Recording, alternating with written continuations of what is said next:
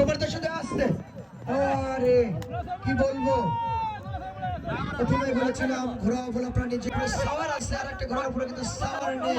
ও কিন্তু ওর মালিককে খুঁজছে, কে চালাচ্ছে ও খুঁজে পাচ্ছে না। আমি জৌলু কাকার দৃষ্টি আকর্ষণ করছি, সহকারী রেফারি আপনার পাশে লোক আছে, সরে দান তো আগে কোথা থেকে গেলা।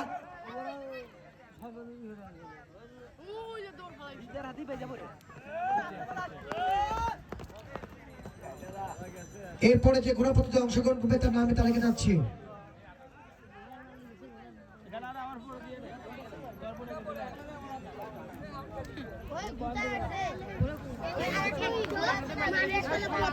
আর এই যে সকল বাপ ভাইয়েরা আমাদের মা বোনের মধ্যে দাঁড়িয়ে আছেন, তাদের দৃষ্টি আকর্ষণ করছি, ভাই এখানে আপনার মা আপনার বোন, আমার মা আমার বোন আছে, আপনাদের প্রতিদিন বলি, তারপর আপনারা সরেন না ওখান থেকে।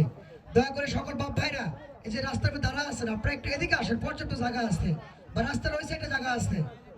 এই সাকিব খান সবাইকে সরিয়ে দাও তো ভাই এদিক থেকে। যে